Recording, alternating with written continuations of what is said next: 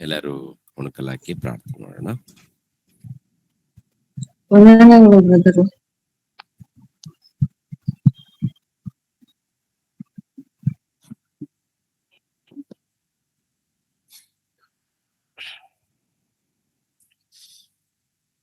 Hello,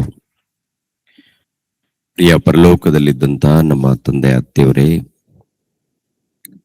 ನಿಮಗೆ ಸ್ತೋತ್ರಗಳು ತಂದೆ. ನಿನ್ನೆ ದಿನದಂದು ಬೆಳಗಿಂದ ರಾತ್ರಿವರೆಗೆ ತಂದೆ ಕಾರ್ಯಕ್ರಮದಲ್ಲಿ ಜೊತೆಯಾಗಿದ್ದು ಒಳ್ಳೆ ರೀತಿಯಲ್ಲಿ ನೀವು ನಡೆಸ್ಕೊಟ್ಟಿದ್ದೀರ ತಂದೆ. ಸ್ತೋತ್ರಗಳು, ಕೃತಜ್ಞತೆಗಳು. ಅದೇ ರೀತಿಯಲ್ಲಿ ಈ ದಿನ ಕೂಡ ತಂದೆ ನಿಮ್ಮ ಪಾದ ಸನ್ನಿಧಿಯಲ್ಲಿ ಬೇಡ್ತಾ ಇದ್ದೀವಿ. ಅನೇಕರು ಬರುವಂತೆ, ಎಲ್ಲರೂ ನಿಮ್ಮ ಒಂದು ವಾಕ್ಯಗಳನ್ನ ತಿಳ್ಕೊಳ್ಳುವಂತೆ, ನಿಮ್ಮ ಪಾದಗಳಿಗೆ ವಿಧೇಯರಾಗುವಂತೆ ಪ್ರತಿಯೊಂದು ವಿಷಯದಲ್ಲಿ ಸಹಾಯ ಮಾಡಿ. ಸಭೆಯಲ್ಲಿದ್ದಂತ ಪ್ರತಿಯೊಬ್ಬರು ನಿಮ್ಮ ಮಕ್ಕಳು ತಂದೆ. ಪ್ರತಿಯೊಬ್ಬರು ತಂದೆ ನಿಮ್ಮ ಮನಸ್ಸನ್ನ ಅರ್ಥ ಮಾಡಿಕೊಂಡು ಈ ಲೋಕದಲ್ಲಿ ನೀತಿವಂತರಾಗಿ, ಭಕ್ತರಾಗಿ, ಉನ್ನತರಾಗಿ, ಶ್ರೇಷ್ಠರಾಗಿ ಜೀವಿಸುವಂತೆ ಸಹಾಯ ಮಾಡಿ ತಂದೆ. ಮಾತನಾಡುವಾಗ ನೀವೇ ಜೊತೆಯಾಗಿದ್ದು ಮಾತನಾಡಿ. ಎಲ್ಲರಿಗೂ ಬೇಕಾದಂತ ಜ್ಞಾನವನ್ನು ದಯಪಾಲಿಸಿ. ಯೇಸು ಪವಿತ್ರ ನಾಮದಲ್ಲಿ ಬೇಡಿ ಹೊಂದಿದ್ದೇವಪ್ಪ ತಂದೆಯೇ, ಆಮೇನ್. ದೇವರ ನಾಮದಲ್ಲಿ, ಯೇಸು ಕ್ರಿಸ್ತರ ನಾಮದಲ್ಲಿ ಆತ್ಮೀಯರೆಲ್ಲರಿಗೂ ಹೃತ್ಪೂರ್ವಕ ವಂದನೆಗಳನ್ನು ತಿಳಿಸ್ತಾ ಇದ್ದೀನಿ.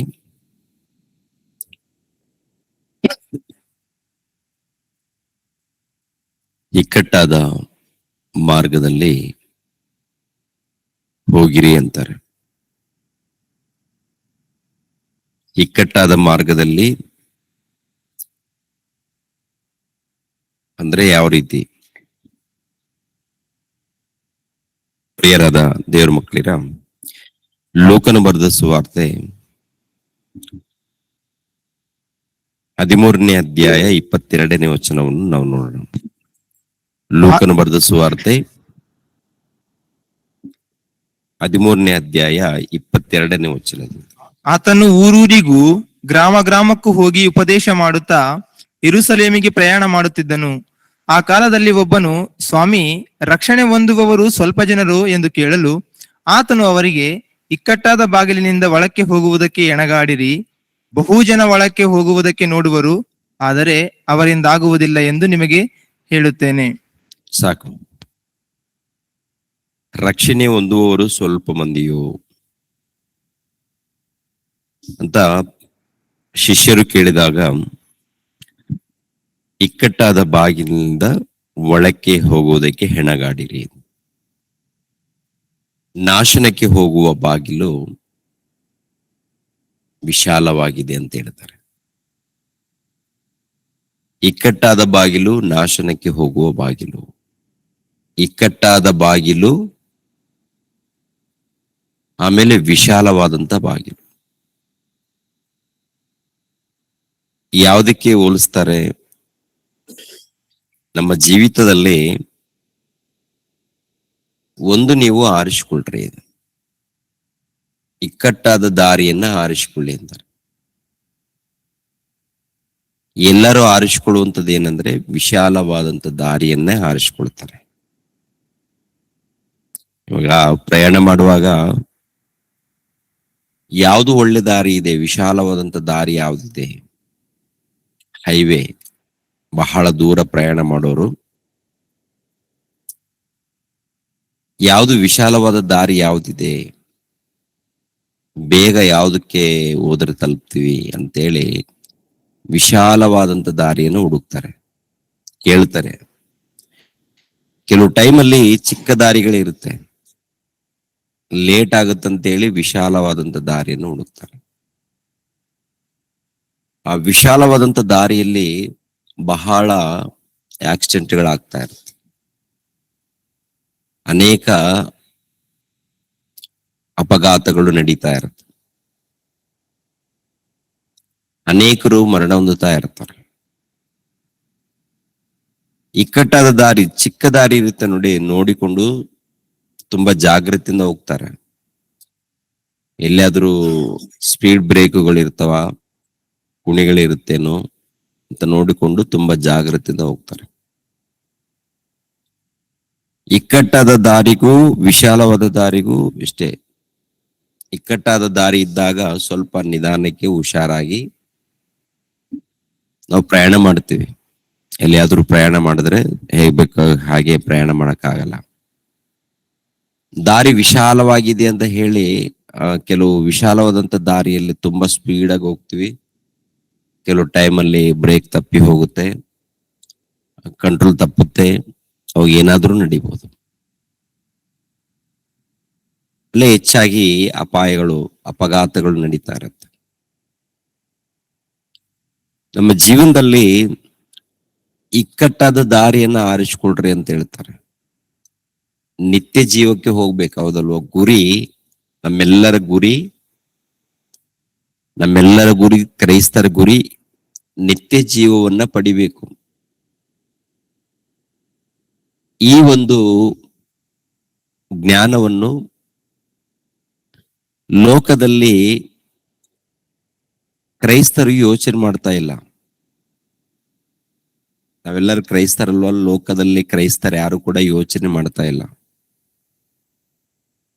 ಎಲ್ಲರ ಯೋಚನೆಗಳು ಹೇಗಿರುತ್ತೆಪ್ಪ ಅಂದ್ರೆ, ನಾವು ನಂಬಿರುವಂತ ದೇವರು ದೊಡ್ಡ ದೇವರು, ಶ್ರೇಷ್ಠವಾದಂತ ದೇವರು, ಪ್ರೀತಿ ಸ್ವರೂಪನಾದ ದೇವರು.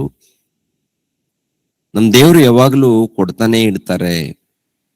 ಖಂಡಿತವಾಗಿ ನಾವೇನ್ ಬೇಡಿದ್ರು ಕೊಡ್ತಾರೆ. ನಮ್ಮ ದೇವರು ಸಮಸ್ಯೆಗಳನ್ನ ಪರಿಹಾರ ಮಾಡ್ತಾರೆ ಅಂತೇಳಿ ಎಲ್ಲಾರು ಇದನ್ನೇ ಕಲಿಸಿಕೊಟ್ಟಿದ್ದಾರೆ. ಎಲ್ಲಾ ಸಭೆಗಳಲ್ಲಿ ಹೆಚ್ಚಾಗಿ ಈ ತರನೇ ಬೋಧನೆ ಇರುತ್ತೆ. ಕೊಡುವ ದೇವರು, ಕಾಪಾಡುವ ದೇವರು, ಪ್ರೀತಿ ತೋರಿಸುವ ದೇವರು, ದಯ ತೋರಿಸುವ ದೇವರು. ಇವೆಲ್ಲ ಕಾಪಾಡುವಂತ ದೇವರು, ಪ್ರೀತಿ ತೋರಿಸುವಂತ ದೇವರು, ಇವೆಲ್ಲ ನಿಜ. ಇನ್ನೊಂದಿದೆ, ಕಾಪಾಡುವಂತ ದೇವರೇ ನಾಶ ಮಾಡುವಂತ ದೇವರು. ಕಾಪಾಡುವಂತ ದೇವರು ಅವರಿಗೆ ನೋವಾದಾಗ, ಕೋಪ ಬಂದಾಗ ಮತ್ತೊಂದು ನಿರ್ಣಯವನ್ನು ತಗೊಳ್ತಾರೆ ಅವರು. ಮತ್ತೊಂದು ನಿರ್ಣಯ ಅದೇನು? ಮೊದಲನೇದಾಗಿ ಎಚ್ಚರಿಕೆ ಕೊಡ್ತಾರೆ. ಎಚ್ಚರಿಕೆ ಕೊಡದೆ ಯಾವ ನಿರ್ಣಯ ತಗೊಳ್ಳಲ್ಲ. ತನ್ನ ಮಕ್ಕಳು ಬದಲಾಗಬೇಕು ಅಂತೇಳಿ ಎಚ್ಚರಿಕೆ, ನಂತರ ಕೇಳದೆ ಹೋದ್ರೆ ಕೊನೆಯದಾಗಿ ದೇವರು ತೆಗೆದುಕೊಳ್ಳುವಂತ ನಿರ್ಣಯ ಹೇಗೆ ಹೇಳಿ? ನಾಶ.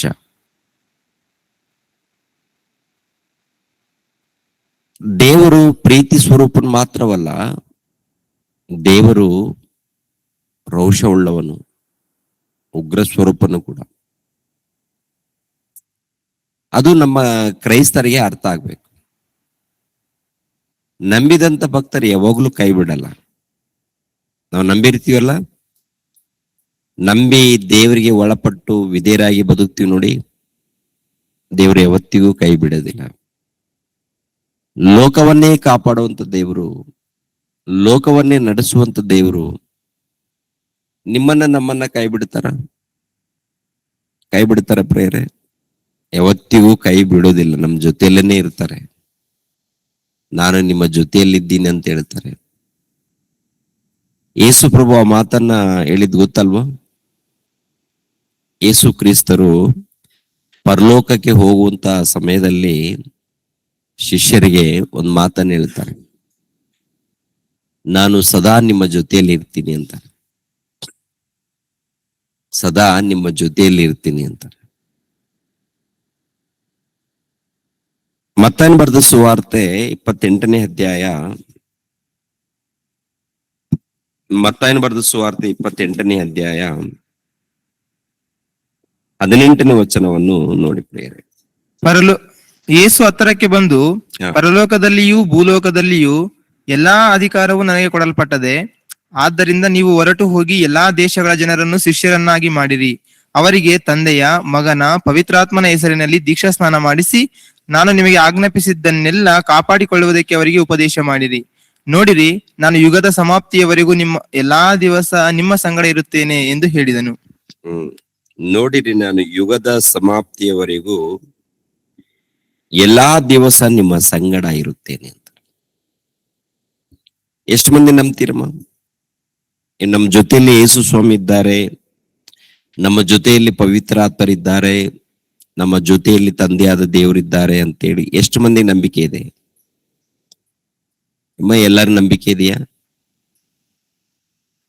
ಕೆಲವು ಟೈಮಲ್ಲಿ ಕಷ್ಟ ಬರುತ್ತೆ, ಶೋಧನೆ ಬರುತ್ತಲ್ಲ, ಅವಾಗ ಏನ್ ಅನ್ಸುತ್ತೆ?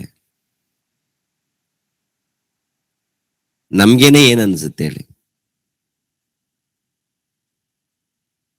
ಕಷ್ಟಗಳು, ಶೋಧನೆಗಳು ಬರುತ್ತಲ್ಲ, ಆ ಟೈಮಲ್ಲಿ ನಮ್ಗೆ ಏನ್ ಅನ್ಸ್ಬೋದು? ಹೃದಯದಲ್ಲಿ, ಮನಸ್ಸಿನಲ್ಲಿ ಒಂದು ರೀತಿಯಲ್ಲಿ ಅನುಮಾನ ಬರುತ್ತಾ ಬರಲ್ವಾ? ಕೆಲವರು ಅನುಮಾನ ಪಡ್ತಾ ಇರ್ತಾರೆ. ನಾವು ಪ್ರಾರ್ಥನೆಗೆ ಹೋಗ್ತಾ ಇದೀವಿ, ನಾವು ಪ್ರಾರ್ಥನೆ ಮಾಡೋದು ಏನಾದ್ರೂ ತಪ್ಪಿರುತ್ತಾ? ಅಥವಾ ನಮ್ ಜೊತೆಯಲ್ಲಿ ದೇವ್ರು ಇದ್ದಾರಾ ಇಲ್ವಾ?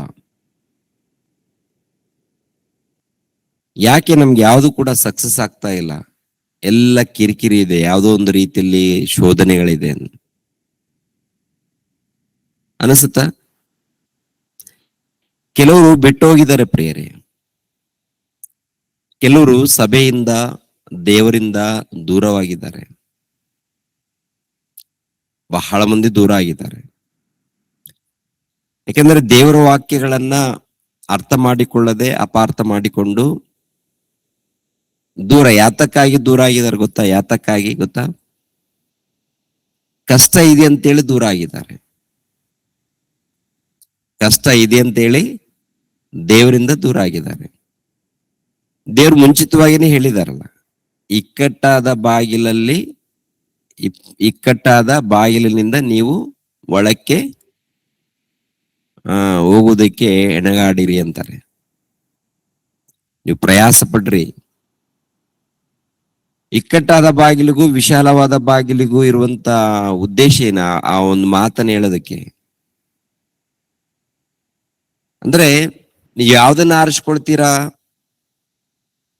ವಿಶಾಲವಾದ ಮಾರ್ಗ ಇದೆ, ಇಕ್ಕಟ್ಟಾದ ಮಾರ್ಗ ಇದೆ. ಇವೆರಡರಲ್ಲಿ ಆರಿಸ್ಕೊಳ್ಳೋದು ಯಾವ್ದು? ಇಕ್ಕಟ್ಟಾದ ಮಾರ್ಗವನ್ನ ಆರಿಸ್ಕೊಡ್ರಿ ಅಂತಾರೆ. ಇಕ್ಕಟ್ಟಾದ ಮಾರ್ಗ ಅಂದ್ರೆ,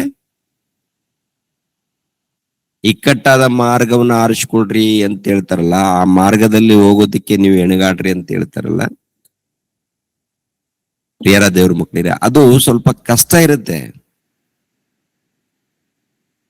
ಅಂದ್ರೆ ಶರೀರಕ್ಕೂ ಮನಸ್ಸಿಗೂ ಒಂದು ಸಮಯದಲ್ಲಿ, ಕೆಲವು ಸಂದರ್ಭಗಳಲ್ಲಿ ಕಷ್ಟ ಇರುತ್ತೆ. ಅದು ದೇಹಕ್ಕೂ ಮನಸ್ಸಿಗೂ ಕೆಲವು ಸಂದರ್ಭದಲ್ಲಿ ಇಷ್ಟ ಆಗಲ್ಲ, ಒಪ್ಪೋದಿಲ್ಲ. ವಿಶಾಲವಾಗಿರ್ಬೇಕಂತೀವಿ. ಇವಾಗ ನೋಡಿ, ಪ್ರಾರ್ಥನೆ ಬರ್ಬೇಕಾದ್ರೆ ಇಷ್ಟು ದೂರ ಹೋಗ್ಬೇಕಾ ನಾವು? ಮನಸ್ಸು ಕೆಲವು ಟೈಮಲ್ಲಿ ಅನಿಸುತ್ತಾ? ನೀವು ಪ್ರಯಾಣ ಮಾಡುವಾಗ ಏನೇನೋ ಆಲೋಚನೆಗಳು ಬರ್ತಾ ಇರುತ್ತೆ. ಯಾಕಂದ್ರೆ ಪ್ರಯಾಣ ಮಾಡುವಂತ ಸಮಯದಲ್ಲಿ ಬಸ್ಸಿನಲ್ಲಿ ಬಹಳ ಜನ ಇರ್ತಾರೆ, ನಿಂತ್ಕೊಳ್ಳೋಕ್ಕೂ ಸ್ಥಳ ಇರಲ್ಲ. ಕೆಲವು ಟೈಮಲ್ಲಿ ಕೂತ್ಕೊಳ್ಳೋಕ್ಕೂ ಸ್ಥಳ ಸಿಗಲ್ಲ. ಈ ಪ್ರಯಾಣದಲ್ಲಿ ಏನ್ ಅನ್ಸ್ಬೋದು ಹೇಳಿ ಪ್ರಿಯರೇ? ಎಲ್ಲರಿಗೂ ಅಲ್ಲ, ಸ್ವಲ್ಪ ಮಂದಿ. ವಾಕ್ಯಕ್ಕೆ ಒಳಪಟ್ಟವರು, ವಿಧೇಯರಾದವರು ಎಷ್ಟು ದೂರ ಇದ್ರೆ ಪರವಾಗಿಲ್ಲ, ನಾವು ಹೋಗೋಣ, ದೇವರ ಸನ್ನಿಧಿಗೆ ಹೋಗೋಣ, ಖಂಡಿತವಾಗಿ ಸಭೆಯಾಗಿ ಸೇರೋಣ ಅಂತೇಳಿ ಮನಸ್ಸನ್ನ ಏನ್ ಮಾಡ್ತಾರೆ? ಅವರು ಸ್ವಾಧೀನಪಡಿಸ್ಕೊಳ್ತಾರೆ. ಇದ್ರ ಪರವಾಗಿಲ್ಲಪ್ಪ, ನಾವು ದೇವರ ಸನ್ನಿಧಿಗೆ ಹೋಗ್ತಾ ಇದ್ವಿ, ದೇವರ ಸಭೆ ಸಹವಾಸದಲ್ಲಿ ಸಹವಾಸ ಮಾಡೋದಕ್ಕೆ ಹೋಗ್ತಾ ಇದ್ವಿ, ಏನು ಪರವಾಗಿಲ್ಲ ಅಂತೇಳಿ ಉಲ್ಲಾಸದಿಂದ ಬರ್ತಾರೆ, ಸಂತೋಷದಿಂದ ಬರ್ತಾರೆ. ಇನ್ನು ಕೆಲವರು ಆ ಹೃದಯದಲ್ಲಿ ಹೋರಾಟ ನಡೆಯುತ್ತೆ, ಆ ಹೋರಾಟದಲ್ಲಿ ಗೆಲ್ಲದೆ ಅಲ್ಲಿ ನಿಂತು ಹೋಗ್ತಾ ಇರ್ತಾರೆ. ತುಂಬಾ ಜನ ಹಾಗೆ ಆಗುತ್ತೆ ಪ್ರೇಯರೆ. ಬಹಳ ಮಂದಿ ಹಾಗೆ ನಿಂತೋದವ್ರು ಕೂಡ ಇದ್ದಾರೆ. ಯಾಕೆಂದ್ರೆ ಇವ್ರು ಲೈವ್ ಕೊಡ್ತಾರೆ, ಹೇಗಿದ್ರು ಇಲ್ಲೇ ನೋಡೋಣ, ಮನೆಯಲ್ಲೇ ನೋಡ್ಬಿಡೋಣ ಇಲ್ಲೇ ಅಂತೇಳಿ. ಅದೇನ್ ಡೈಲಿ ಬರ್ಬೇಕಂತ ಹೇಳ್ತೀವ? ಇಲ್ಲಲ್ಲ, ವಾರಕ್ಕೊಂದ್ ಟೈಮ್. ಅದೇ ಪ್ರಕಾರ ಯಾವಾಗಾದ್ರು ಮೀಟಿಂಗ್ ಏರ್ಪಾಟ್ ಮಾಡಿದ್ರು ಕೂಡ ವಾರಕ್ಕೊಂದ್ ಟೈಮ್ ಮೀಟಿಂಗ್ ಏರ್ಪಾಟ್ ಮಾಡಲ್ಲ. ಅದು 3 ತಿಂಗಳ, 4 ತಿಂಗಳ, 5 ತಿಂಗಳ, ಅದು ಕೂಡ ನೋಡಿ, ಅಂದ್ರೆ ಜನರಿಗೆ ಅನುಕೂಲವಾಗಿ ನೋಡಿ ಒಂದು ಏರ್ಪಾಟ್ ಮಾಡುವಂಥದ್ದು. ಕಾರಣ ಏನಂದ್ರೆ, ನಾವು ಆತ್ಮಿಕವಾಗಿ, ಸಭೆಯಲ್ಲಿದ್ದವರು ಎಲ್ಲರೂ ಕೂಡ ಆತ್ಮಿಕವಾಗಿ ಬೆಳಿಬೇಕು ಅನ್ನೋದು. ಆತ್ಮಿಕವಾಗಿ ನೀವು ಬೆಳಿಬೇಕು, ನಾವು ಬೆಳಿಬೇಕು, ಒಬ್ರಿಗೊಬ್ರು ಆತ್ಮಿಕವಾಗಿ ಬೆಳಿಬೇಕನ್ನೋದೇ ಮುಖ್ಯ ಉದ್ದೇಶ. ನಾವೆಲ್ಲರೂ ಸೇರಿ ಎಲ್ಲಿ ಕಾಣ್ಬೇಕು ಗೊತ್ತಾ? ಸತ್ತೋದ್ಮೇಲೆ ಪರಲೋಕದಲ್ಲಿ. ಇಲ್ಲ, ಮೊಟ್ಟ ಮೊದಲು ನಾವು ಸತ್ರೆ ಸೀದಾ ಪರದೇಶಿಯಲ್ಲಿ ಒಬ್ರಿಗೊಬ್ರು ಕಾಣ್ಬೇಕಲ್ಲಿ, ಒಬ್ರಿಗೊಬ್ರಲ್ಲಿ ನೋಡ್ಕೋಬೇಕು ನಾವು. ಅಲ್ಲಿ ಪರದೇಶಿಯಲ್ಲಿ ನಾವು ಸೇರ್ಬೇಕಾದ್ರೆ ಈ ಲೋಕದಲ್ಲಿ ಉತ್ತಮವಾದಂತ ಮಾರ್ಗವನ್ನ ಆರಿಸ್ಕೊಳ್ಬೇಕು. ಮಾರ್ಗ ಏನಪ್ಪ ಅಂದ್ರೆ ಇಕ್ಕಟ್ಟಾಗಿರುತ್ತಂದ್ರೆ ಮನಸ್ಸಿಗೂ ದೇಹಕ್ಕೂ ಒಂದು ರೀತಿಯಲ್ಲಿ ಸ್ವಲ್ಪ ಒಂಥರ ಇಕ್ಕಟ್ಟು ತರ ಅನ್ಸುತ್ತೆ, ಆದ್ರೆ ಅದರಲ್ಲಿ ಉಲ್ಲಾಸ ಇರುತ್ತೆ. ಇಕ್ಕಟ್ಟಂತ ಅನಿಸುತ್ತೆ, ಉಲ್ಲಾಸ ಇರುತ್ತೆ, ಸಮಾಧಾನ ಇರುತ್ತೆ, ನೆಮ್ಮದಿ ಇರುತ್ತೆ, ಎಲ್ಲವನ್ನು ಜಯಿಸುವಂತ ಶಕ್ತಿನೂ ಅದಕ್ಕಿರುತ್ತೆ. ಲೋಕದಲ್ಲಿ ಕಷ್ಟಗಳು ಜಯಿಸುವಂತ ಶಕ್ತಿ ಅವ್ರಿಗೆ ಇರಲ್ಲ, ಹೌದಲ್ಲ? ಅನಾರೋಗ್ಯ ಇದ್ದಾಗಲೂ ಕೂಡ ನಿಲ್ಲೋದಕ್ಕೆ ಶಕ್ತಿ ಇರಲ್ಲ. ಆದ್ರೆ ದೇವರ ಮನಸ್ಸನ್ನ ಅರ್ಥ ಮಾಡಿಕೊಂಡವರಿದ್ದ ನೋಡಿ, ಕಷ್ಟ ಬರುತ್ತಲ್ಲ ಅದನ್ನು ಜಯಿಸ್ತಾರೆ, ಶೋಧನೆಗಳು ಬಂದಾಗ ಇದನ್ನು ಜಯಿಸ್ತಾರೆ. ಯಾವುದೇ ಬರ್ಲಿ ಅದನ್ನ ಗೆಲ್ತಾರೆ ಅವರು, ಹೌದಲ್ವಾ? ಗೆಲ್ತಾರೆ. ಇಕ್ಕಟ್ಟಾದ ಮಾರ್ಗವನ್ನ ಆರಿಸಿಕೊಂಡವ್ರು ಇರ್ತಾರೆ ನೋಡಿ, ಅಂದ್ರೆ ನಿತ್ಯ ಜೀವನ ಪಡಿಬೇಕು ನಾವು ಅಂದಾಗ ಖಂಡಿತವಾಗಿ ಈ ಸ್ವಲ್ಪ ಇಕ್ಕಟ್ಟಿರುತ್ತೆ ದಾರಿ. ಅದು ನಮ್ಗೆ ಅರ್ಥ ಆದ್ರೆ ಯಾವುದೇ ಕಷ್ಟ ಬರ್ಲಿ, ಯಾವುದೇ ಶೋಧನೆ ಬರ್ಲಿ, ಯಾವುದೇ ತೊಂದರೆ ಬರ್ಲಿ, ದೊಡ್ಡದಾಗಿ ತಲೆ ಕೆಡಿಸ್ಕೊಳ್ಳಲ್ಲ ಪ್ರಿಯರೇ, ಪ್ರಶಾಂತವಾಗಿ ಇರ್ತೀವಿ. ಅದನ್ನ ಅಭ್ಯಾಸ ಮಾಡ್ಕೊಳ್ಬೇಕು, ಪ್ರತಿ ಕ್ರೈಸ್ತರ ಅಭ್ಯಾಸ ಮಾಡ್ಕೋಬೇಕು, ಪ್ರತಿಯೊಬ್ಬರು ಅಭ್ಯಾಸ ಮಾಡ್ಕೋಬೇಕು. ದೇವ್ರ ಜೊತೆಯಾಗಿದ್ದು ಕಾಪಾಡ್ತಾರೆ, ಯಾವ ಸಮಯದಲ್ಲಿ ಏನ್ ಸಹಾಯ ಮಾಡಬೇಕು ಮಾಡ್ತಾರೆ, ಯಾವ ಒಂದು ಗಳಿಗೆಯಲ್ಲಿ ದೇವ್ರು ನಮ್ ಜೊತೆಯಲ್ಲಿದ್ದು ನಡೆಸ್ತಾರೆ, ನಮ್ಮನ್ನ ಬಲಪಡಿಸ್ತಾರೆ. ಓಕೆ, ಕೆಲವು ಟೈಮಲ್ಲಿ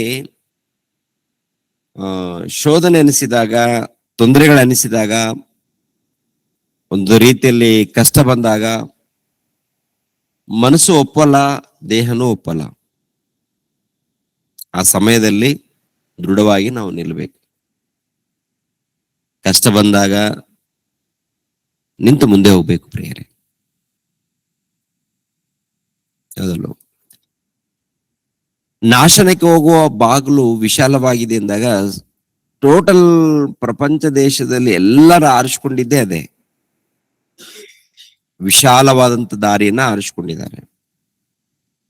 ವಿಶಾಲವಾದಂತ ದಾರಿ ಅಂದ್ರೆ ದೇವ್ರಂದ್ರೆ ನಾವು ಹೋಗ್ತೀವಪ್ಪ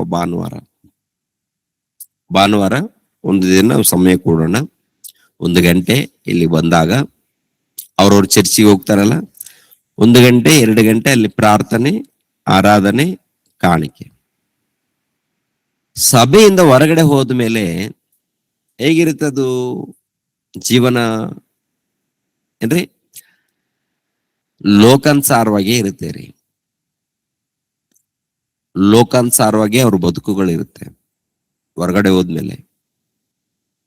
ಸಭೆಯಲ್ಲಿ ಇದ್ದಾಗ ಮಾತ್ರ ಒಂದು 2 ಗಂಟೆ ಮಾತ್ರ ಬಂದು ಕೂತ್ಕೊಂಡಿರ್ತಾರೆ. ಸಭೆಯಲ್ಲಿ ಕೂಡ ಏನಪ್ಪಾ ಅಂದ್ರೆ ಕೆಲವರು ಏನ್ ಮಾಡ್ತಾರೆ ಗೊತ್ತಾ, ಕೆಲವರು ಹಿಂದ್ಗಡೆ ಇರ್ತಾರೆ, ಇಲ್ಲಾಂದ್ರೆ ಆ ಗೋಡೆಗಳಿರುತ್ತಲ್ಲ, ನಿಮ್ಗಂತ ಇಲ್ಲ ನಾನು. ಓಕೆ, ಹುಡುಗ ಅಂದ್ರೆ ವಯಸ್ಸಾದ ಮೇಲೆ ಪಾಪ ನಿರುವಿಲ್ಲ, ವಯಸ್ಸಾದ್ರೆ ನಿರುವಿಲ್ಲ, ಅದಕ್ಕೆ ಗೋಡೆ ಹತ್ರ ಕೂತ್ಕೊಳ್ಳಿ ತೊಂದರೆ ಇಲ್ಲ. ಕೆಲವರು ಬೇಕು ಅಂತೇಳಿ ಯೌವನ ಕಾಲದಲ್ಲಿ ಇದ್ದರು ಕೂಡ ಸೀದಾ ಅಲ್ಲಿ ಹಿಂದ್ಗಡೆ ಅನ್ಕೊಂಡು ಆರಾಮ್ಸೆ ಕೂತ್ಕೊಳ್ತಾರೆ. ಕೆಲವರು ನಿದ್ದೆ ಮಾಡ್ತಾರೆ, ವಾಕ್ಯದ ಧ್ಯಾನ ಇರಲ್ಲ, ಅವ್ರೇನು ಹೇಳ್ತಾರೆ ನಾವೇನೋ ಕೇಳೋಣ, ಜೈ ಅಂದ್ ಬಿಡೋಣ ಅಷ್ಟೇ ಅಂತ ಹೋಗ್ಬಿಡ್ತಾರೆ ಅಷ್ಟೇ. ಆ ರೀತಿ ಇದ್ದಾರೆ ಪ್ರಿಯರೇ.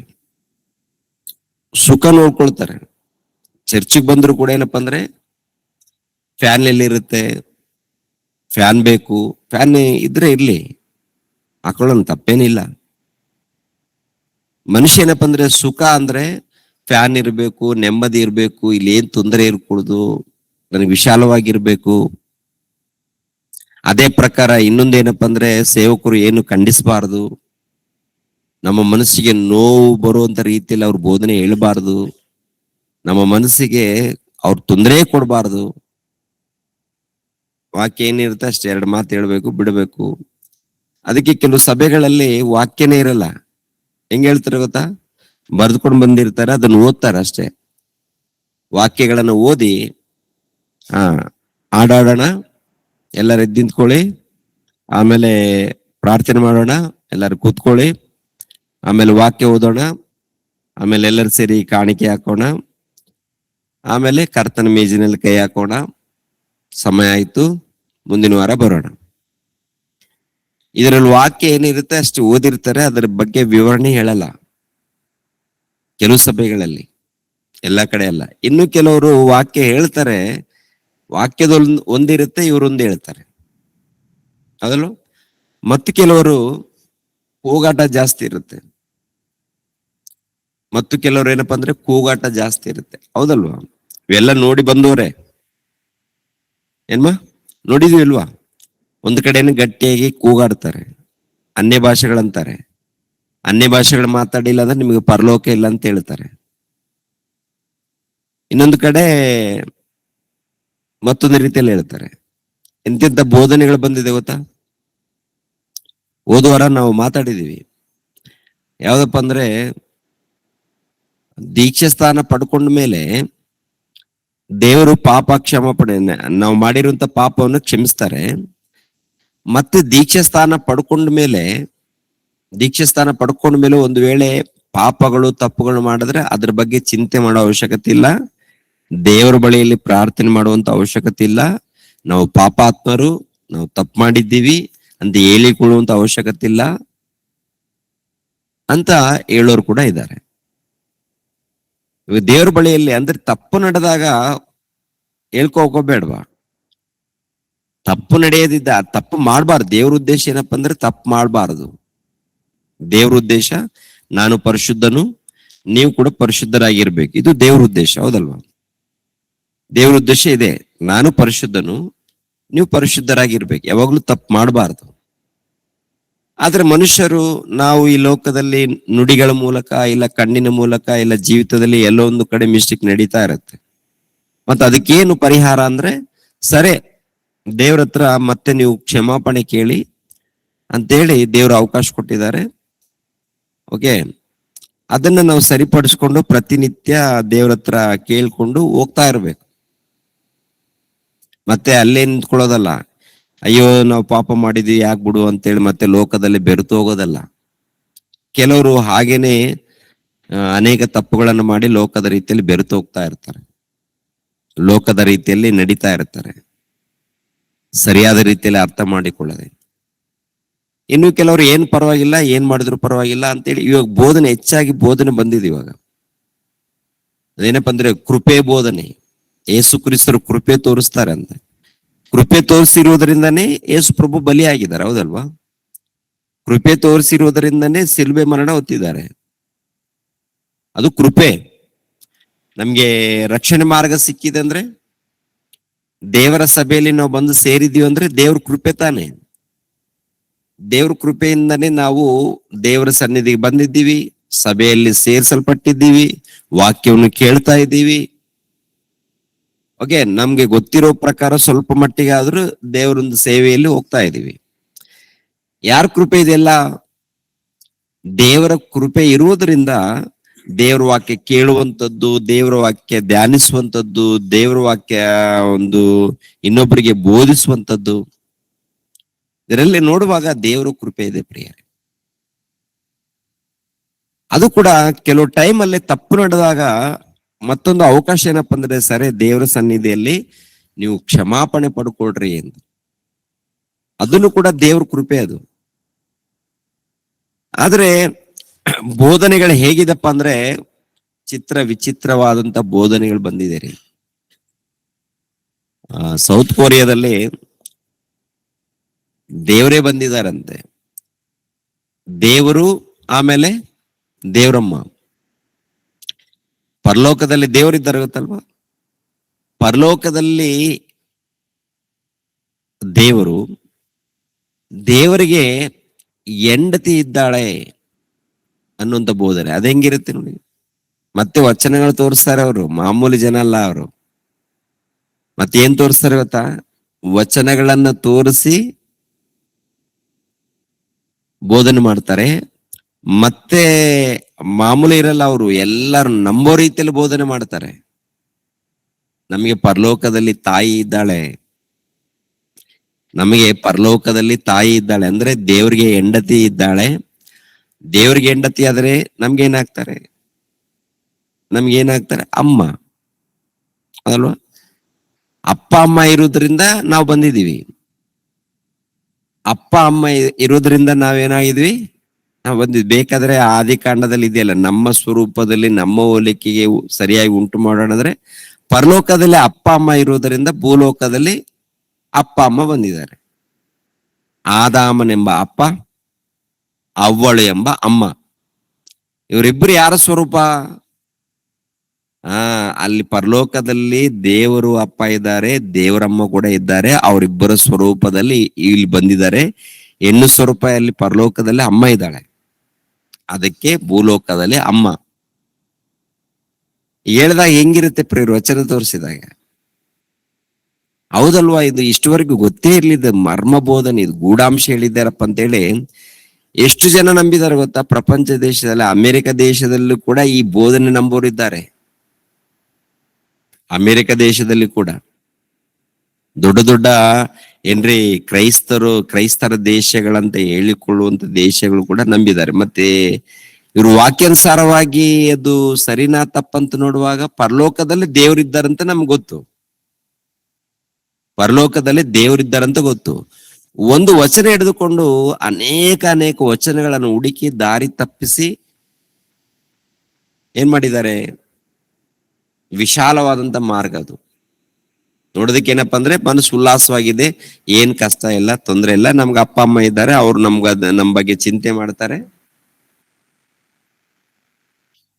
ಎಲ್ಲ ಒಳ್ಳೇದೇ ಮಾಡ್ತಾರೆ, ನಮ್ಗೆ ಏನು ಕೆಟ್ಟದ್ದು ಮಾಡಲ್ಲ. ಅನೇಕ ದುರ್ಬೋಧನೆಗಳು ಬಂದಿದೆ. ಬಂದಿದೆ ಇಲ್ವಾ? ಇವಾಗ ಸತ್ಯವಾದ ಒಂದು ಮಾರ್ಗದಲ್ಲಿ ನಾವು ಅವೆಲ್ಲ ಬಿಟ್ಟು ನೋಡ್ಕೊಂಡು ಹುಷಾರಾಗಿ ಬಂದಿದೀವಿ. ಅದು ಕೂಡ ದೇವ್ರ ಕೃಪೆಯಿಂದ ಬಂದು ಸೇರ್ಕೊಂಡಿದೀವ. ಸ್ವಲ್ಪ ನಮ್ಗೆ ಇಕ್ಕಟ್ಟಾಗಿ ಅನ್ಸುತ್ತೆ. ನಮ್ಮ ಬದುಕಿನಲ್ಲಿ ಏನ್ ಅನ್ಸುತ್ತೆ ಹೇಳಿಮ್ಮ? ಸ್ವಲ್ಪ ಕಷ್ಟ ಅನ್ಸುತ್ತೆ, ಸ್ವಲ್ಪ ಇಕ್ಕಟ್ಟು ಅನ್ಸುತ್ತೆ. ಆ ಕಷ್ಟದಲ್ಲಿ, ಇಕ್ಕಟ್ಟಿನಲ್ಲಿ ನಿಂತುಕೊಂಡು ಪ್ರಯಾಣ ಮಾಡ್ಬೇಕದನ್ನ. ಈ ಕಷ್ಟದಲ್ಲಿ, ಇಕ್ಕಟ್ಟಿನಲ್ಲಿ ನಮ್ಗೆ ಅದು ಕೂಡ ಏನಪ್ಪಾ ಅಂದ್ರೆ, ನಾವು ಎಷ್ಟು ಸಹಿಸ್ಕೊಳಕ್ ಆಗುತ್ತೋ ದೇವ್ರು ಅಷ್ಟೇ ಕೊಡ್ತಾರಂತೆ. ಕಷ್ಟ ಅಂದ್ರೂ ಕೂಡ ಪೂರ್ತಿ ಕಷ್ಟ ಕೊಡಲ್ಲ. ನಮಗೆ ಎಷ್ಟು ಸಹಿಸ್ಕೊಳಕ್ ಆಗತ್ತೆ ಅಷ್ಟೇ. ಇವ್ ನೋಡಿ, ನಾವಿದ್ದೀವಿ, ಏನ್ ಅನ್ಸುತ್ತೆ ನಮ್ಮ ನೋಡಿ? ಸುಖವಾಗಿದ್ದಾರಂತ ಅನ್ಸುತ್ತಾ ಅಥವಾ ಕಷ್ಟದಲ್ಲಿದ್ದಾರೆ ಅನ್ಸುತ್ತಾ? ಏನು? ಭವನ, ಈ ಬಿಲ್ಡಿಂಗ್ ನೋಡಿ, ಚರ್ಚ್ ನೋಡಿ ನೀವ್ ಏನ್ ಅನ್ಕೋಬೇಕು, ಕೆಲವ್ರು ಇವ್ರೇನಪ್ಪ ಆರಾಮಾಗಿದ್ದಾರೆ ಅನ್ಸ್ಬೋದು, ಹಾಯಾಗಿದ್ದಾರೆ, ಆರಾಮವಾಗಿದ್ದಾರೆ ಅನ್ಸ್ಬೋದು. ಶೋಧನೆಗಳಿದೆ ರೀ, ಶೋಧನೆಗಳಿದೆ, ಕಷ್ಟನೂ ಇದೆ. ಗೊತ್ತಾ ನಿಮಗೆ? ಶೋಧನೆ ಅಂದ್ರೆ ವಿಚಿತ್ರವಾಗಿ ನಡೀತಾ ಇರುತ್ತೆ. ಆದ್ರೆ ದೇವ್ರ ಹತ್ರ ಹೇಳ್ಕೊಳ್ತೀವಿ, ಈ ತರ ಇದೆ ಸಮಸ್ಯೆಗಳು.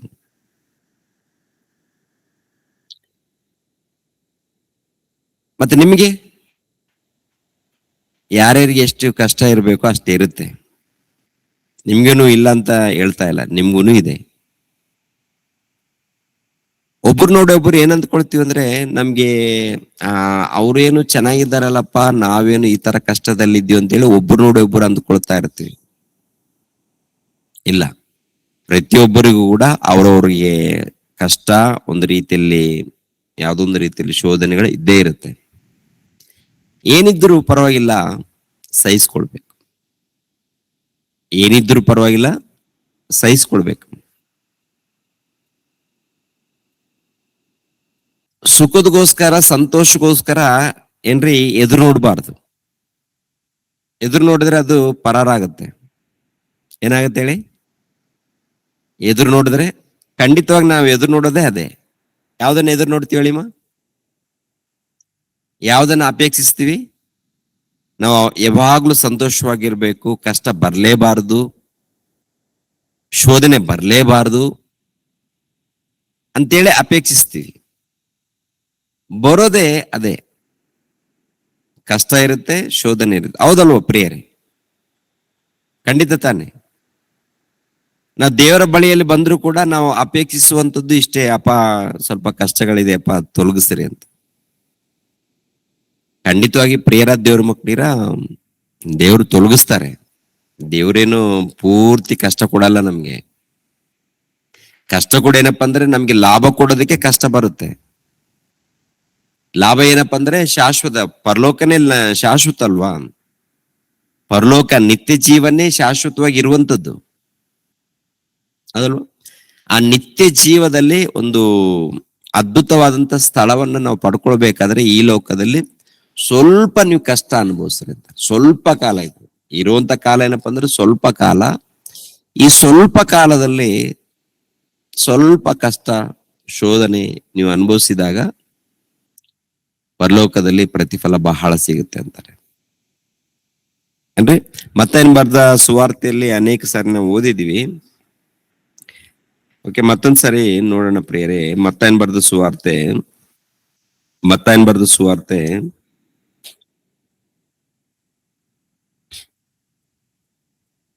5ನೇ ಅಧ್ಯಾಯ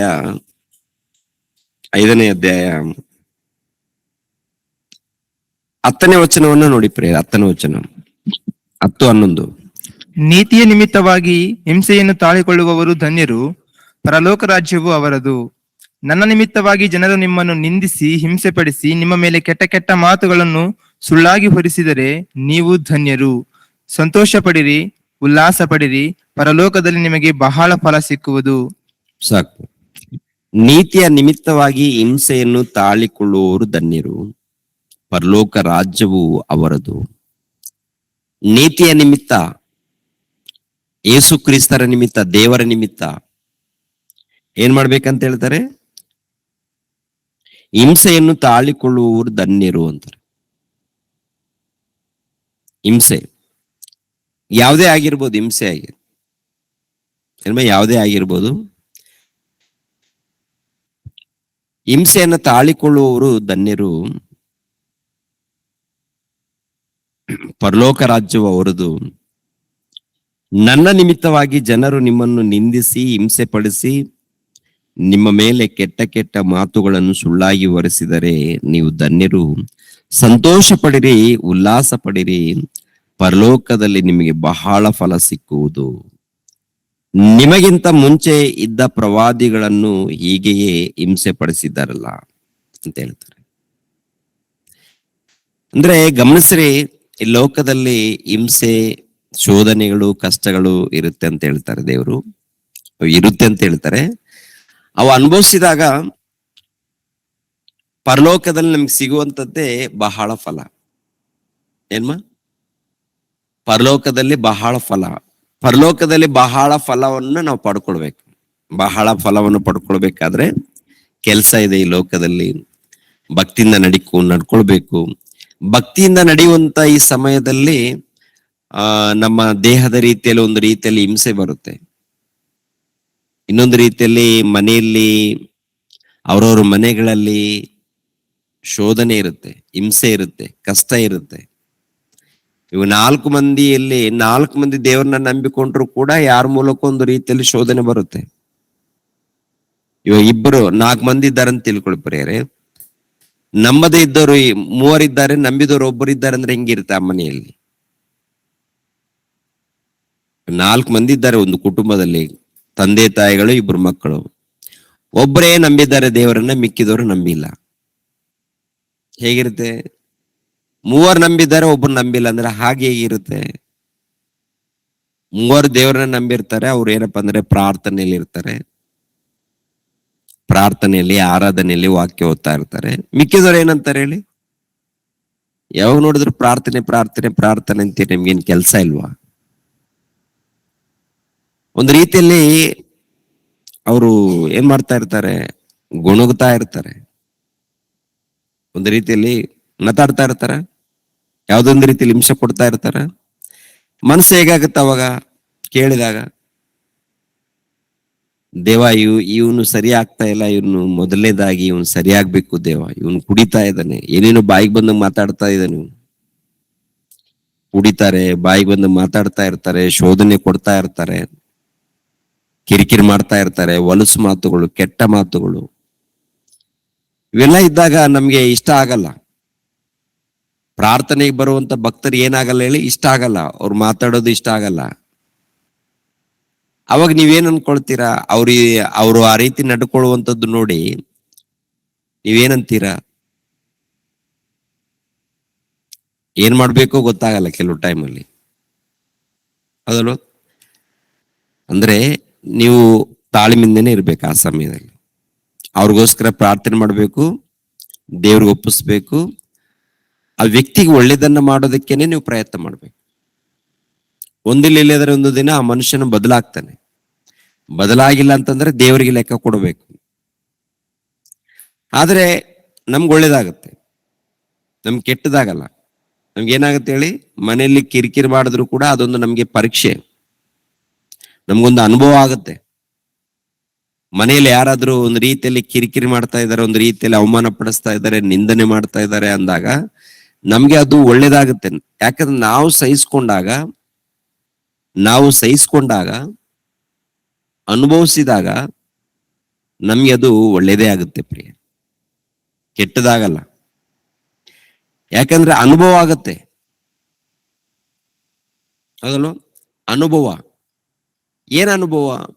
ಇದನ್ನೆಲ್ಲ ಕೂಡ ಸಹಿಸ್ಕೊಳ್ಳುವಂಥದ್ದು ಇದೆಯಲ್ಲ ನೋಡಿ. ಅವ್ರು ಯಾರೋ ಒಂದ್ ಮಾತು ಬೈತಾ ಇರ್ತಾರೆ, ಇಲ್ಲಾಂದ್ರೆ ಒಂದ್ ಮಾತು ಒಂದು ರೀತಿಯಲ್ಲಿ ನಿಂದಿಸ್ತಾ ಇರ್ತಾರೆ, ಕಿರಿಕಿರಿ ಮಾಡ್ತಾ ಇರ್ತಾರೆ. ಆ ಸಮಯದಲ್ಲಿ ನಾವು ತುಂಬಾ ತಾಳ್ಮೆಯಿಂದಾನೇ ಇರ್ಬೇಕು. ಸಹಿಸಿಕೊಳ್ಳುವವರು ಧನ್ಯರು ಅಂತ ಹೇಳ್ತಾರೆ. ಸಹಿಸಿಕೊಳ್ಳುವವರು ಧನ್ಯರು. ಕೆಟ್ಟ ಕೆಟ್ಟ ಮಾತುಗಳನ್ನ ಹೊರಗಡೆ ಮಾತಾಡ್ತಾರೆ, ಮನೆಯಲ್ಲಿ ಮಾತಾಡ್ಬೋದು, ಹೊರಗಡೆ ಮಾತಾಡ್ಬೋದು. ಕೆಲವರು ಸ್ತ್ರೀಯರು ದೇವ್ರನ್ನ ನಂಬಿರ್ತಾರೆ, ಅವ್ರವ್ರ ಗಂಡಂದ್ರೆ ದೇವರನ್ನ ನಂಬಿರಲ್ಲ. ಇವರು ಪ್ರಾರ್ಥನೆ ಮಾಡುವಾಗ ಅವ್ರಿಗೆ ಇಷ್ಟ ಆಗಲ್ಲ, ಬೇಡ ಅಂತ ಹೇಳ್ತಾ ಇರ್ತಾರೆ. ಯಾರೋ ಒಬ್ರು ಪರವಾಗಿಲ್ಲ, ನೀವು ಹೋಗಿ ಪ್ರಾರ್ಥನೆಗೆ ಹೋಗ್ತೀರಾ ಹೋಗಿ, ಆಮೇಲೆ ದೇವ್ರ ಚರ್ಚಿಗೆ ಹೋಗ್ತೀರಾ ಹೋಗಿ, ಪರವಾಗಿಲ್ಲ ಅಂತ ಎಲ್ಲೋ ಒಬ್ರು, ಕೆಲವ್ರು ಮಾತ್ರ ಒಪ್ಕೊಳ್ತಾರೆ, ಎಲ್ಲಾರು ಒಪ್ಕೊಳ್ಳಲ್ಲ. ಆದ್ರೆ ಹೆಚ್ಚಾಗಿ ಕೆಲವರು ಒಪ್ಪಿಕೊಳ್ಳೋದವ್ರು ಇರ್ತಾರೆ ನೋಡಿ, ಅವರು ಬೈತಾ ಇರ್ತಾರೆ, ನಿಂದಿಸ್ತಾ ಇರ್ತಾರೆ, ಅವಮಾನ ಪಡಿಸ್ತಾ ಇರ್ತಾರೆ. ಆ ಸಮಯದಲ್ಲಿ ನೀವು ಸಹಿಸ್ಕೊಂಡಾಗ ಇದೆ ನೋಡಿ, ಸಹಿಸ್ಕೊಂಡು ಭಕ್ತಿಯಿಂದ ಯಥಾರ್ಥವಾಗಿ ನೀವು ನಡ್ಕೊಂಡಾಗ ಏನ್ರಿ, ಅದೇ ನಿಜವಾದ ಭಕ್ತಿ, ನಿಜವಾದ ಜೀವನ, ಕ್ರೈಸ್ತರ ಜೀವನ. ಸುಖ ಇದ್ದಾಗ, ಆನಂದವಿದ್ದಾಗ ಆ ಜೀವಿತ, ಆ ಸಮಯ ಹೊರಟೋಗುತ್ತೆ, ಏನ್ ತೊಂದರೆ ಇಲ್ಲ. ಏನ್ಮ? ಸುಖವಾಗಿ ಆನಂದವಾಗಿ ಕಳೀತಾ ಇರ್ತೀವಲ್ಲ, ಆನಂದವಾಗಿ ಕಳೆಯುವಾಗ ನಮ್ ಜೀವನ ಹೊರಟೋಗುತ್ತೆ, ಪ್ರಯಾಣ ಆಗ್ತಾ ಇರುತ್ತೆ, ನಿಂತ್ಕೊಳ್ಳಲ್ಲ. ಕಷ್ಟ ಬಂದಾಗ ನಾವು ಅವಾಗ ನಿಂತ್ಕೊಳ್ತಾ ಇರ್ತೀವಿ. ಅಂದ್ರೆ ಏನ್ ಮಾಡೋಣ, ಏನು ಅರ್ಥ ಆಗ್ತಾ ಇಲ್ಲ ಅಂತ. ಕೆಲವ್ರು ಏನಪ್ಪಾ ಅಂದ್ರೆ ಆತ್ಮಹತ್ಯೆನೆ ಮಾಡ್ಕೊಂಡಿರ್ತಾರೆ. ನಮ್ಮ ಕ್ರೈಸ್ತರಲ್ಲಿ ಕೂಡ ಆತ್ಮಹತ್ಯೆ ಮಾಡ್ಕೊಂಡವ್ರು ಇದ್ದಾರೆ, ಅಲ್ಲಲ್ಲಿ ಎಲ್ಲೋ ಒಂದು ಕಡೆ. ಬಹಳ ಮಂದಿ ಅಲ್ಲ, ಸ್ವಲ್ಪ ಜನ ಇದ್ದಾರೆ. ಯಾಕೆ ಬಂದ್ರೆ ಸಹಿಸ್ಕೊಳ್ಳದೆ, ತಾಳಿಕೊಳ್ಳದೆ ಜೀವನ ಬೇಡ ಅಂತ ಹೇಳ್ತಾರೆ. ಅಂತ ಸಮಯದಲ್ಲಿ ದೇವರ ಸನ್ನಿಧಿಯಲ್ಲಿ ಕಳಿಬೇಕು ಸಮಯ. ಯಾಕಂದ್ರೆ ಭವಿಷ್ಯತ್ತಲ್ಲಿ ನಮ್ಮ ಜೀವನದಲ್ಲಿ ಯಾವ ರೀತಿ ನಮ್ಗೆ ಶೋಧನೆ ಬರುತ್ತೆ ಅನ್ನೋದನ್ನ ನಾವು ನೋಡ್ಬೇಕಾಗ್ತದೆ. ಯಾವ ದಾರಿಯಿಂದ ನಮ್ಗೆ ಸುಖ ಸಿಗುತ್ತೆ ಅನ್ನೋದನ್ನ ಅಪೇಕ್ಷಿಸೋದು ಬೇಡ, ಅದನ್ನ ಬಿಡ್ಬೇಕು ನಾವು. ಬರುತ್ತಾ, ಸಂತೋಷವಾಗಿದ್ದೀವ, ಸ್ತೋತ್ರವಾಗ್ಲಿ. ಅದೊಂದು ಯಾವಾಗೊಂದು ಸ್ವಲ್ಪ ಸಮಯ ಸಂತೋಷ. ಇವಾಗ ನೋಡಿ, ನಾವೆಲ್ಲರೂ ಸೇರಿದ್ವಿ, ಇವಾಗ ಏನ್ ಅನ್ಸುತ್ತೆ ಹೇಳಿ? ಒಂದು ಉಲ್ಲಾಸ, ಸಂತೋಷ ಡೈಲಿ ಇರುತ್ತ. 4:15 ಆಯ್ತು ಅಂತ ತಿಳ್ಕೊಳ್ಳಿ. 4:15, 4:45 ಇಲ್ಲಾಂದ್ರೆ 4:50 ಆಯ್ತು ಅಂತ ತಿಳ್ಕೊಳ್ಳಿ. ಟಂಗ್ ಅಂತ ಮೆಸೇಜ್ ಬರುತ್ತೆ. ಯಾರಿಂದ ಬರುತ್ತೆ? ಅವಾಗ ಯಾರಿಂದ ಬರುತ್ತೆ? ರೇಖಾ ಸಿಸ್ಟರ್ ಕಳಿಸ್ತಾರೆ. ಕೆಲವರು ಟಕ್ಕಂತ ಎದ್ದೋಳ್ಬಿಡ, ದೇವ್ರ ಮನಸ್ಸನ್ನ ಅರ್ಥ ಮಾಡ್ಕೊಂಡವ್ರು ಬೇಗ ಎದ್ದು ಬಿಡ್ತಾರೆ. ಇನ್ನು ಕೆಲವರು ಯಾಕಪ್ಪ ಇವ್ರು ಕಳಿಸ್ತಾರೆ, ನಮ್ ತಲೆ ತಿಂತಾರೆ ಇವ್ರು, ಬೆಳಿಗ್ಗೆ ನಿದ್ದೆ ಎಲ್ಲ ಕೆಡಿಸ್ಬಿಡ್ತಾರೆ ಇವ್ರು, ಸರಿ ಇಲ್ಲ, ಅದಕ್ಕೆ ಇವ್ರು ಸವಾಸನೆ ಬೇಡ, ಫೋನ್ ಏನ್ ಮಾಡೋಣ, ಸ್ವಿಚ್ ಆಫ್ ಮಾಡ್ಕೊಳ್ಳೋಣ ಅಂತಾರೆ. ಕೆಲವರು ಸ್ವಿಚ್ ಆಫ್ ಮಾಡ್ಕೊಳ್ತಾರೆ. ಕೆಲವರು ಬ್ಲಾಕ್ ಲಿಸ್ಟ್ ಎಲ್ಲ ಹಾಕ್ದವ್ರು ಕೂಡ ಇರ್ತಾರೆ, ಅವ್ರಿಗೆ ಗೊತ್ತು. ಹೌದಲ್ವಾ? ಅವ್ರವ್ರ ಕಷ್ಟ ಅವ್ರಿಗೆ ಗೊತ್ತಿರುತ್ತೆ. 5 ಗಂಟೆ, 4:45, 4:50 ಇಲ್ಲಾಂದ್ರೆ 5 ಗಂಟೆ ಆಗ್ತಾ ಇರುತ್ತೆ, ಮೆಸೇಜ್ಗಳು ಬರ್ತಾ ಇರುತ್ತೆ. ಕೆಲವು ಟೈಮಲ್ಲಿ ಹೆಂಗಿರುತ್ತೆ ಪ್ರೇಯರೆ? ಮನಸ್ಸು ಏನು ದೇವ್ರ ವಾಕ್ಯವನ್ನ ಕೇಳ್ಬೇಕಂತ ಆಸೆ ಇದ್ರು ಈ ಶರೀರಪ್ಪ ಹೆಂಗಿರುತ್ತಪ್ಪ ಅಂದ್ರೆ ಅವಯೇ ನಿದ್ದೆ ಬರ್ತದೆ, ಸರಿಪ ಇನ್ನೂ ಸ್ವಲ್ಪ ಮಲ್ಕೊಳ್ಳೋಣ ಅಂತೇಳಿ ಹಂಗೆ ಈ ಸಮಯ ಮಿಸ್ ಮಾಡ್ಕೊಳ್ತಾ ಇರ್ತೀವಿ. ಒಂದು ದೇವರ ಸೇವೆಯಲ್ಲಿ ಇದ್ದೀವಿ, ದೇವರ ಕೆಲಸದಲ್ಲಿ ಇದ್ದೀವಿ, ಮತ್ತೆ ಬಹಳ ದಣದಿದ್ದೀವಿ ಅಂದ್ರೆ ಅಂತವ್ರ ಬಗ್ಗೆ ನಾನು ಹೇಳ್ತಾ ಇಲ್ಲ.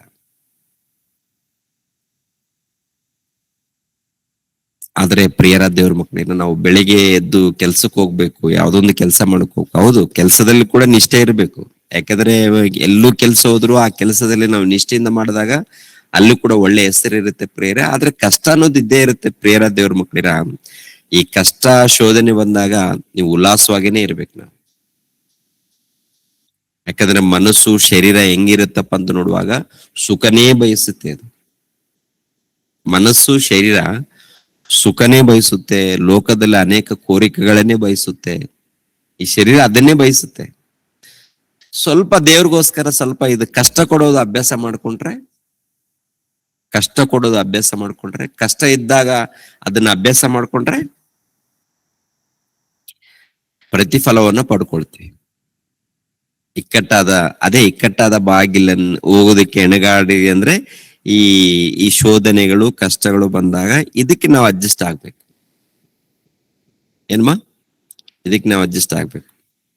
ಯಾವುದೇ ಕಾರಣಕ್ಕೂ ಸಭೆಗೆ ಬರೋದು ನಿಲ್ಲಿಸಬಾರ್ದು. ದೂರ ಇದೆಯಾ, ನಿಮ್ಮ ದೂರ ಇದ್ದಾಗ ನಿಮ್ಮ ಬಳಿಯಲ್ಲಿ ನಾವು ಬರ್ತಾ ಇರ್ತೀವಿ. ಅವಾಗ ಸೇವಕರು ಯಾರೋ ಒಬ್ಬರನ್ನ ಕಳಿಸ್ತಾ ಇರ್ತೀವಿ. ಇವಾಗ ಈ ಕಡೆ ಮಂಡ್ಯ ಕಡೆ ರೇಖಾ ಸಿಸ್ಟರ್ನ ಕರೆಸ್ತಾ ಇದ್ದಾರೆ ಅಲ್ಲಿಗೆ. ಇನ್ನು ಬೇರೆ ಕಡೆ ನಾವು ತಿಂಗಳ 1 ಟೈಮ್ ಹೋಗ್ತಾ ಇರ್ತೀವಿ. ಈ ಕೆರೆಕೆರೆ ಗ್ರಾಮದಲ್ಲಿ ಯಾರು ಪಾಂಡು ಇದ್ದಾನೆ, ಇನ್ನು ಅಲ್ಲಿ ಇರೋದು ಸ್ವಲ್ಪ ಜನ. ಅಲ್ಲಿದ್ದವ್ರು ಏನ್ ಮಾಡ್ಬೇಕು ಹೇಳಿ? ಎಲ್ಲರೂ ಯಥಾರ್ಥವಾಗಿ ಚೆನ್ನಾಗಿ ವಾಕ್ಯ ಕಲ್ತ್ಕೊಂಡು ಚೆನ್ನಾಗಿ ವಿಧೇಯರಾಗಿ 4 ಜನಕ್ಕೆ ಸುವಾರ್ತೆಯಲ್ಲಿ ಆತ್ಮಿಕವಾಗಿ ಬೆಳೆಸುವಂತ ಜವಾಬ್ದಾರಿ ಅಲ್ಲಿದ್ದವ್ರಿಗೆ ಇರುತ್ತೆ. ಈ ಕಡೆ ಮಂಡ್ಯ ಕಡೆ ಇದ್ದವರಿಗೆ ನಿಮ್ಮ ಜವಾಬ್ದಾರಿ ನಿಮ್ಗೆ ಇರುತ್ತೆ. ಯಾಕೆಂದ್ರೆ ಸ್ತ್ರೀಯರು ನೀವು ಸಾಮಾನ್ಯರಲ್ಲ. ಕೆಲಸ ಈ ವಾಕ್ಯವನ್ನ ಕಲ್ತ್ಕೊಂಡು ಪ್ರೀತಿಯಿಂದ ಒಬ್ಬೊಬ್ಬರನ್ನ ಗೆಲ್ಬೇಕು. ಏನಮ್ಮ, ಗೆಲ್ತೀರಾ? ಯಾವ್ಯಾವ ಪ್ರಾಂತದಲ್ಲಿ ಇದ್ದೀರಾ ಆ ಪ್ರಾಂತದಲ್ಲಿ. ಯಾಕೆಂದ್ರೆ ಅಷ್ಟು ಸುಲಭವಾಗಿ ಸಿಗಲ್ಲ ಇವರು, ಅಷ್ಟು ಸುಲಭವಾಗಿ ಸಿಗಲ್ಲ. ನಿಮ್ಗೆ ತಿವಿತಾ ಇರ್ತಾರೆ ಮಾತಿನಿಂದ. ತಿವಿದಾಗ ಏಕ್ದಮ್ ನಿಮ್ ಮನೇಲಿ ಕೂತ್ಕೊಂಡ್ರೆ ಹೆಂಗೆ ಆಗತ್ತೆ? ಯಾವ್ರು ಬೈತಾರ್ರಿ, ನಮ್ಗೆ ಕಿರಿಕಿರಿ ಮಾಡ್ತಾರೆ, ಶೋಧನೆ ಕೊಡ್ತಾರೆ, ನಮ್ಮನ್ನ ಅವಮಾನ ಪಡಿಸ್ತಾರೆ. ಯಾಕೆ ಹೋಗ್ಬೇಕು ನಾವು? ಅವ್ರು ಹಂಗೆ ಮಾಡ್ತಾ ಇರ್ತಾರೆ. ಅವ್ರು ಹಾಗೇನೆ ನಿಮ್ಗೆ ಶೋಧನೆ ಕೊಡ್ತಾರೆ. ಯಾಕಂದ್ರೆ ಅವ್ರ ಮನಸ್ಸಿನಲ್ಲಿ ದೇವರಿದ್ರೆ ಶೋಧನೆ ಕೊಡಲ್ಲ, ದೇವರಿದ್ರೆ ಹತ್ರ ಕರ್ಕೊಳ್ತಾರೆ. ಹೃದಯದಲ್ಲಿ ದೇವರಿದ್ರೆ ಏನ್ ಮಾಡ್ತಾರೆ ಹೇಳಿ, ಹತ್ತಿರ ಕರ್ಕೊಳ್ತಾರೆ. ಮನೆಯಲ್ಲಿ ಜಾಗ ಕೊಡ್ತಾರೆ, ಒಂದ್ ತುತ್ತು ಊಟ ಕೊಡ್ತಾರೆ, ಒಳ್ಳೆ ಪ್ರೀತಿಯಿಂದ ಮಾತಾಡ್ತಾರೆ, ನೀವ್ ಹೇಳೋದನ್ನ ಕೇಳ್ತಾರೆ. ಹೃದಯದಲ್ಲಿ ಸೈತಾನ್ ಇದ್ರೆ ಎಲ್ಲಿ ಕೇಳ್ತಾರೆ, ತಪ್ಪಿಸ್ಕೊಳ್ತಾರೆ. ನಮ್ಮ ನೋಡಿ ಹೆಂಗಂತಾರೆ ಗೊತ್ತಾ, ಈ ಹುಚ್ಚರು ಬಂದ್ರಪ್ಪ, ಹುಚ್ಚರು ಮಾಮೂಲು ಹುಚ್ಚರಲ್ಲ, ಇವೆಲ್ಲ ದೊಡ್ಡ ದೊಡ್ಡ ಹುಚ್ಚರು. ಇನ್ನೊಂದ್ ಮಾತಂದಾರೆ, ಇವ್ ದೊಡ್ಡ ದೆವ್ವ ಹಿಡಿದವ್ರು, ಇವೆಲ್ಲ ನಮ್ಮ ಹತ್ರ ಬಂದಿರ್ತಾರೆ. ಇವಾಗ ನಮ್ಮನ್ನೇ ಬಿಡ್ತಾ ಇಲ್ಲಲ್ಲ. ಇವಾಗ ಏನಾದ್ರು ವಾಕ್ಯ ಹೇಳುವ ಇದ್ದಿದ್ದ ಹೇಳಿದ್ರೆ ಇವ್ ದೊಡ್ಡ ಮೆಂಟಲ್ ಅಪ್ಪ, ಇವ್ನು ಮೆಂಟಲ್ ಪಾಸ್ಟ್ ನಮ್ಮನ್ನೇ ಅಂತಾರಲ್ಲ. ಒಬ್ಬನ ಯಾವನು ಹಾಕಿದಾರೆ ಇಲ್ವಾ, ಮೆಂಟಲ್ ಪಾಸ್ಟ್ ಅಂತಾರೆ. ಮಾಮೂಲಿ ಬಯಸ್ಕೊಂಡಿಲ್ಲ ನಾವು. ಕೆಲವು ವಿಡಿಯೋಗಳು ಮಾತಾಡಿದಾಗ ಬಾಯಿಗೆ ಬಂದಂಗ್ ಬೈತಾರೆ. ನಾವೇನ್ ಮಾಡ, ತಲೆ ಕೆಡಿಸ್ಕೊಳ್ಬಾರ್ದು. ಅವ್ನ್ ಬೈತಾ ಇರ್ತಾನೆ, ಅವನು ನಾಲಿಗೆ ಹೊಲ್ಸಾಗಿದೆ, ನಮ್ದೇನಾಗಿಲ್ಲ. ಅವ್ನ್ ನಾಲಿಗೆ ಹೊಲ್ಸಾಗಿದೆ, ಅವನು ಹೊಲ್ಸಾಗಿದೆ, ನಮ್ಗೇನ ಏನಾದ್ರು ಆಗಿದೆಯಾ? ರಿಪೀಟ್ ಅದು ಅವನಿಗೆ ಹತ್ತುತ್ತೆ. ಬುದ್ಧಿವಂತನಾದ್ರೆ ಆಲೋಚನೆ ಮಾಡ್ತಾನೆ. ಅವನ್ಗೆ ಅರ್ಥ ಆಗಿಲ್ಲ ಅಂದ್ರೆ ಅವನು ಹುಚ್ಚ.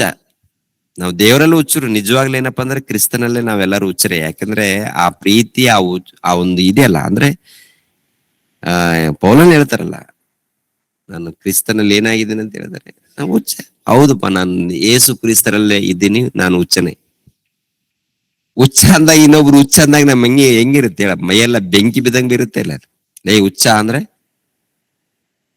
ನೀವೇನ್ ಮಾಡ್ಬೇಕು, ಅವಾಗ ಬೆಂಕಿ ಬರುತ್ತೆ, ಹೃದಯದಲ್ಲೇ ಕೋಪ ಬರುತ್ತೆ. ಅವಾಗ ಏನ್ ಮಾಡ್ಬೇಕು, ಸ್ವಲ್ಪ ನಗ್ಬೇಕು ಅವ್ರು ನೋಡಿ. ನಾನು ದೇವ್ರಿಗೋಸ್ಕರ ಹುಚ್ಚ ಕಣ್ಣು, ಅಷ್ಟೇ. ನಗು ಬರುತ್ತೆ ಅವಾಗ. ಯಾರಿಗಾದ್ರೂ ನಗು ಬರುತ್ತಮ್ಮ? ವಚನ ನೆನಪು ಮಾಡ್ಕೊಂಡಾಗ ಖಂಡಿತವಾಗಿ ಅವನೇ ಹುಚ್ಚ. ನಿಜವಾಗ್ಲೂ ಏನಪ್ಪಾ ಅಂದ್ರೆ ಅವ್ನ್ ಗೊತ್ತಿಲ್ಲ, ಅವನಿಗೆ ಏನು ಮಾತಾಡ್ತಾನೆ. ನಿಮ್ಮ ಮನೆಯಲ್ಲಿ ಯಾರಾದ್ರೂ ಅಂತ ಇರ್ತಾರಲ್ಲ, ಪ್ರೀತಿ ತೋರಿಸ್ರ ಅಷ್ಟೇ. ನೀನ್ ಹೆಂಗಾದ್ರೂ ಬಾಯಿ ಬಂದ ಅಂದ್ಕೋಪ, ಪರವಾಗಿಲ್ಲ, ದೇವ್ರ ಸ್ತೋತ್ರವಾಗ್ಲಿ. ಆದ್ರೆ ಕೆಲಸ ಮಾತ್ರ ಮಿಸ್ ಮಾಡ್ಬಾರ್ದು. ಮನೆಯಲ್ಲಿ ಏನೇ ಕೆಲಸ ಇರ್ಲಿ, ನಮ್ಗೆ ಜವಾಬ್ದಾರಿ ಇರುತ್ತಲ್ಲ, ಆ ಕೆಲಸ ಎಲ್ಲ ಕೂಡ ಮಾಡ್ಕೊಂಡು ಏನ್ರಿ ಪ್ರಶಾಂತವಾಗಿ ಹೋಗ್ಬೇಕು ಪ್ರಿಯರೇ. ಸ್ತ್ರೀಯರು ಮನೆಗೆ ಕೆಲಸ ಇರುತ್ತಲ್ಲ, ಮನೆಯಲ್ಲಿ ಬೇಗ ಎದ್ದು ನಿಮ್ಮ ಕೆಲಸ ಮಾಡಿದಾಗ ನೀವು ಭವಿಷ್ಯತ್ತಲ್ಲಿ ಒಳ್ಳೆ ಹೆಸರು ಬರುತ್ತೆ, ಒಳ್ಳೆ ಹೆಸರು ಪಡ್ಕೊಳ್ತೀರಾ ಈ ಲೋಕದಲ್ಲಿ, ದೇವರ ಬಳಿಯಲ್ಲಿ. ಆದ್ರೆ ಪ್ರಿಯರ ದೇವ್ರ ಮಕ್ಕಳಿರ, ನಾವು ಈ ಲೋಕದಲ್ಲಿ ಏನಪ್ಪಾ ಅದು ಸುಖವನ್ನ ಎದುರು ನೋಡೋದ್ ಬೇಡಮ್ಮ. ಸುಖವನ್ನ ಎದುರು ನೋಡೋದ್ ಬೇಡ. ದೇವ್ರ ಒಪ್ಸ್ರಿ, ದೇವ್ರ ಜೊತೆಯಾಗಿರ್ತಾರೆ, ಕಾಪಾಡ್ತಾರೆ, ಖಂಡಿತವಾಗಿ ಜೊತೆಯಾಗಿದ್ದು ನಡೆಸ್ತಾರೆ. ಅನಾರೋಗ್ಯ ಇದ್ದಾಗಲೂ ಕೂಡ ದೇವ್ರು ನೋಡ್ತಾರೆ. ಅಂದ್ರೆ ನೀವು ಹೆಚ್ಚಾಗಿ ಅವರ ಧ್ಯಾನದಲ್ಲಿದ್ದಾಗ ಅದು ಇದ್ರೂ ಕೂಡ ಏನ್ ಅನ್ಸಲ್ಲ ನೋಡಿ. ಆಸ್ಪತ್ರೆಯಲ್ಲಿ ಇದ್ದೀವಿ, ರೌಂಡ್ ಆಗಿ ಬೆನ್ನಿಂದ ಭುಜದ ಮೇಲೆ ರೌಂಡ್ ಆಗಿ ಅದೇನ್ ಮಾಡಿದ್ರು ಹೇಳಿ, ಆಪರೇಷನ್ ಮಾಡಿ ಕಟ್ ಮಾಡಿ ತೆಗೆದ್ರು. ನೋಡಿದ್ರೇನೆ ಮೈಯೆಲ್ಲ ಜುಮ್ ಅನ್ನತ್ತೆ ಅದು, ಹೌದಲ್ವ? ನೋಡಿದಾಗ ಏನ್ ಅನ್ಸುತ್ತೆ ಹೇಳಿ ಎಲ್ಲರಿಗೆ, ಇದು ಹೆಂಗಪ್ಪ ಬರೆಸ್ತಾರೆ ಈ ನೋವನ್ನ ಅಂತ. ದೇವರ ಧ್ಯಾನದಲ್ಲಿ ಇದ್ದೀವಲ್ವ, ದೇವರನ್ನೇ ನೆನೆಸ್ಕೊಂಡು ಇದ್ದೀವಿ ನೋಡಿ ಪ್ರಿಯರೇ, ನಿಜವಾಗ್ಲೂ ನನ್ಗೆ ಏನ್ ಅನ್ಸಿಲ್ಲ, ನಿಜವಾಗ್ಲೂ ಏನ್ ಅನ್ಸಿಲ್ಲ, ಬೇಗ ಗುಣ ಆಗಿದೆ. ದೇವರ ನೆನಪಿನಲ್ಲಿ ಅವ್ರ ಕೆಲಸದಲ್ಲಿ ಇದ್ದಾಗ ಏನ್ ಅನ್ಸಲ್ಲ. ಅದನ್ನ ಬಿಟ್ಟು ಇದನ್ನೇ ಚಿಂತೆ ಮಾಡ್ಕೊಂಡಿದ್ದಾಗ ಕೊರಗಿ ಹೋಗ್ತೀವಿ. ಇದನ್ನೇ ಚಿಂತೆ ಮಾಡ್ಕೊಂಡು, ಅಯ್ಯೋ ಇದೇನಾಯ್ತಲ್ಲ, ಇದೇನಾಯ್ತು, ಗುಣ ಆಗ್ತಾ ಇಲ್ಲಲ್ಲ, ಇದೇನ್ ಹಿಂಗಾಯ್ತಲ್ಲ ಅಂತೇಳಿ ಚಿಂತೆ ಮಾಡ್ಕೊಂಡಿದ್ರೆ ಏನಾಗುತ್ತೆ ಹೇಳಿ, ಅದು ಇನ್ನೂ ಜಾಸ್ತಿ ಆಗುತ್ತೆ ವಿನಃ ಕಡಿಮೆ ಆಗಲ್ಲ. ಅಲ್ವಾ? ಅದಕ್ಕೆ ನೋವು ಏನೇ ಏನೇ ಇರ್ಲಿ ಇರುತ್ತೆ, ನೋವು ಎಲ್ಲರಿಗಿರುತ್ತೆ. ನೋವು ಬಾಧೆ ಎಲ್ಲರಿಗಿರುತ್ತೆ. ಇವತ್ತಿಲ್ಲ ಅಂದ್ರೆ ನಾಳೆ ಏನಾಗುತ್ತೆ ಹೇಳಿ, ಅದನ್ನ ಪರಿಹಾರ ಆಗುತ್ತೆ. ಖಂಡಿತವಾಗಿ ದೇವರು ತೆಗೆದಾಕ್ತಾರೆ. ಓಕೆ, ಯಾವುದೇ ಕಾರಣಕ್ಕೂ ಭಕ್ತಿ, ಓಕೆ, ನಂಬಿಕೆ ಇದೆಯಲ್ಲ, ಇದು ಕೆಡಬಾರದು.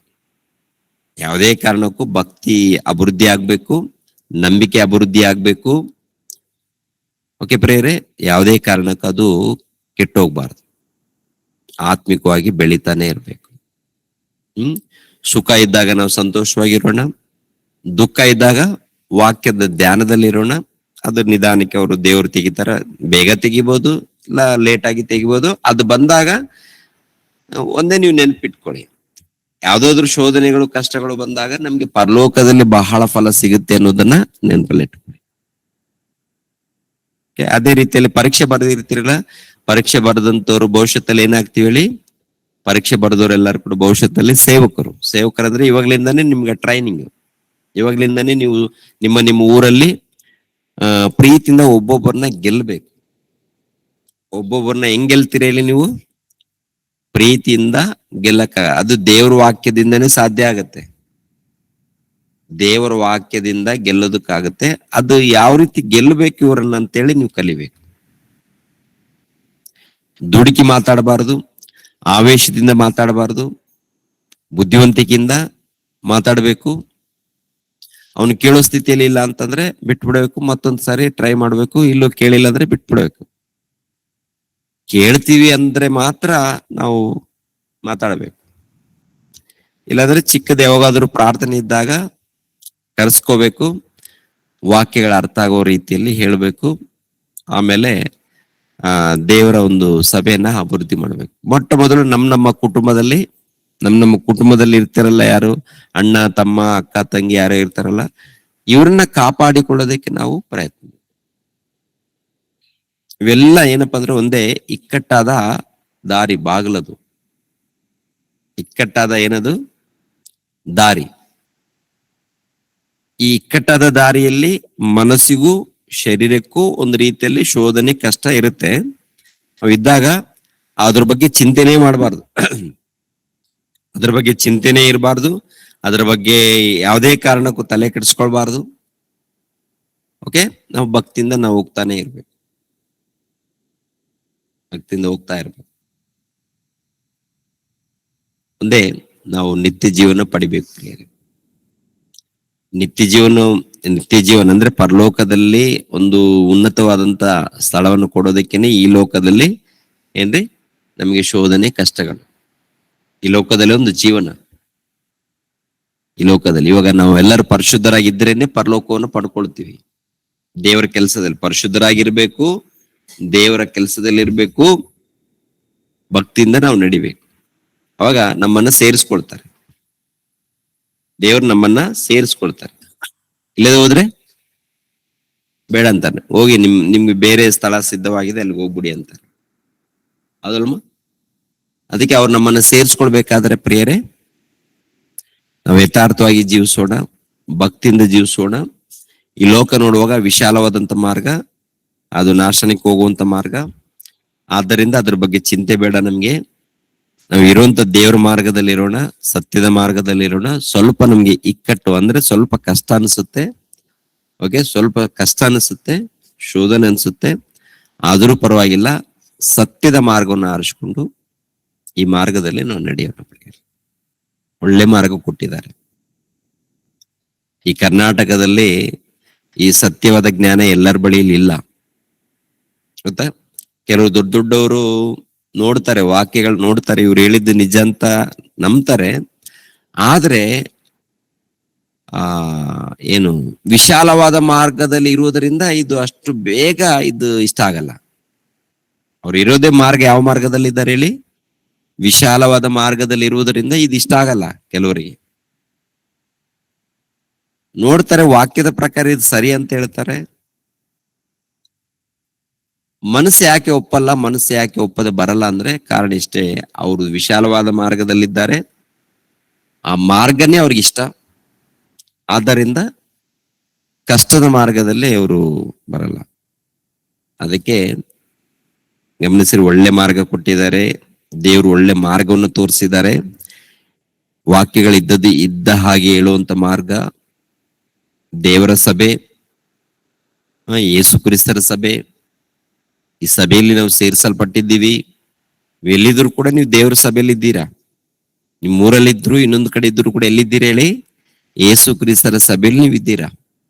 ಇಲ್ಲಿ ಬಂದ್ರೇನೆ ಯೇಸು ಕ್ರಿಸ್ತ ಸಭೆಯಲ್ಲಿ ಇದ್ದೀರಾ ಅಂತಲ್ಲ, ನೀವೆಲ್ಲಿದ್ರು ದೇವರ ವಾಕ್ಯದಲ್ಲಿ ನೀವು ಇದ್ದಾಗ, ವಾಕ್ಯದ ಪ್ರಕಾರ ನೀವು ನಡೆದಾಗ ಯೇಸು ಕ್ರಿಸ್ತರ ಸಭೆಯಲ್ಲಿ ನೀವು ಇದ್ದೀರಂತ ಅರ್ಥ.